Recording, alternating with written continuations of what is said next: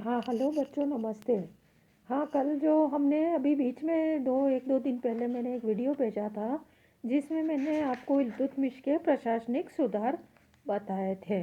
उसमें मैंने जो बताया था कि ये उसने जो नया चांदी का सिक्का चलाया था, जिसका तोल 175 ग्राम होता था, जिसे टंका कहा जाता है।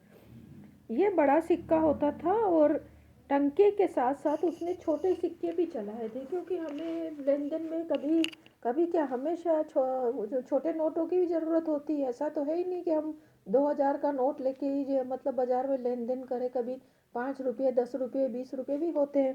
तो वैसे ही उस ज़माने में भी छोटे छोटे सिक्के होते थे, जो तांबे के होते थे, जिसको जीतल कहा जाता था। ठीक है। तो इस तरह से उसने ऐसे भी सिक्के जीतल को भी चलाया था।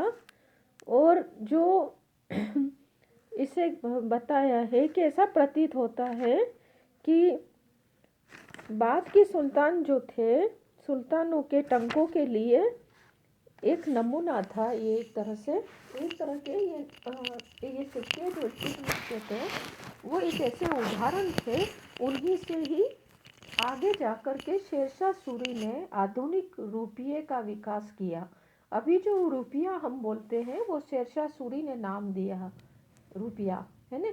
ऐसा मतलब ये ऐसा प्रतीत होता है कि जीतल को एक विशिष्ट सिक्के के रूप में प्रचलित करने का जो श्रेय है, वो इल्तुतमिश को जाता है। वो महान मुद्रा विशेषज्ञ था। चांदी के टंके और तांबे के सिक्कों को एक दृढ़ स्तर पर पहुंचाया था, जो इसकी महत्वपूर्ण उपलब्धि थी। विदेश में प्रचलित टंकों पर जो टकसाल का नाम लिखने की जो प्रथा थी, उसने सबसे पहले जो निकाली थी, वो इल्तुतमिश को ही इसका श्रेय जाता है। हाँ, ये मैं सब ब्रिटिश ईस्ट इंडिया कंपनी वाला जो मैं बोल गई थी अगले वीडियो में, वो जो ब्रिटिश ईस्ट इंडिया कंपनी ने यही सिक्के जो आगे जा कर के चलते रहे हर सुल्तानों के समय में, फिर उसमें थोड़ा थोड़ा बदलाव आता रहा, सिक्के चलते रहे। शेरशाह सूरी के समय में उसकी जो मुद्रा व्यवस्था है, उसको मतलब ब्रिटिश ईस्ट इंडिया कंपनी ने उसको ने भी उसे अपनाया था। ठीक है। अब जो हम आगे बताएंगे, इल्तुतमिश की न्याय व्यवस्था। तो उसने जो है शाही अपना जो उसका महल था, उसने उसके द्वार पर दो सिंहों की मूर्तियां लगा रखी थी, और जिसके मुख से एक लगी जंजीर जो लटका रखी थी। जो कोई भी फरियादी वहां पर आता तो उस जंजीर को खींचता था और उसकी आवाज़ आती थी। तो उस आवाज़ से जो है शाही कर्मचारी जो है, वो तुरंत उसकी बात सुनते थे और फिर सुल्तान को सूचना देते थे। और ये व्यवस्था जो है रात के लिए ही थी। रात में अगर कोई फरियादी आता है तो इस तरह की व्यवस्था थी।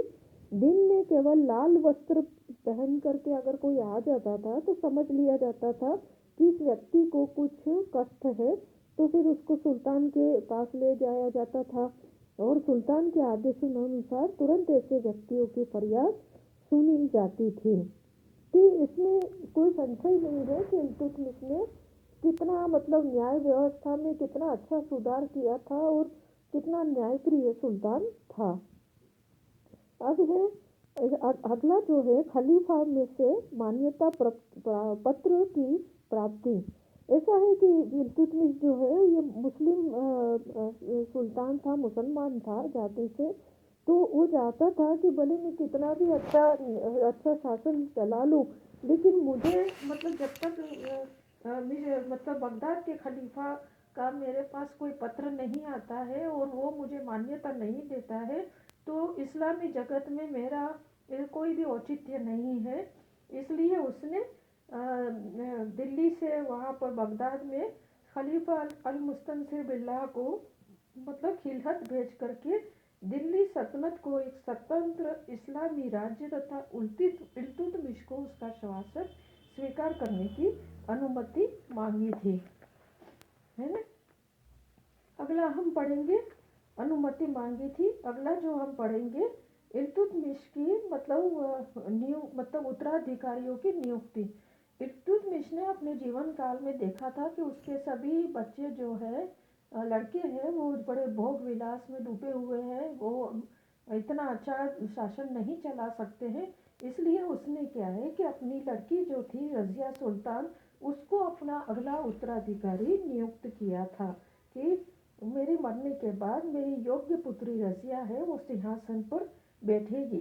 परंतु ये है कि चलो मतलब बाद के लोगों ने जो इल्तुतमिश की मृत्यु के बाद रज़िया को लोगों ने टिकने नहीं दिया, क्योंकि उस समय आज के युग में एक लड़की का मतलब शासन करना वो इतना वो हो जाता है। तो मुस्लिम, वो भी मुसलमान लड़की का, तो उस ज़माने में तो बहुत ज़्यादा था, पर्दा था, ये था। तो उस ज़माने में लड़कियों को घर से बाहर निकलने नहीं देते थे। वहाँ पर जब वो कोई लड़की शासन करे तो वो वहाँ कट्टरपंथी जो मुसलमान थे उस समय के, उनको कैसे मंजूर होता।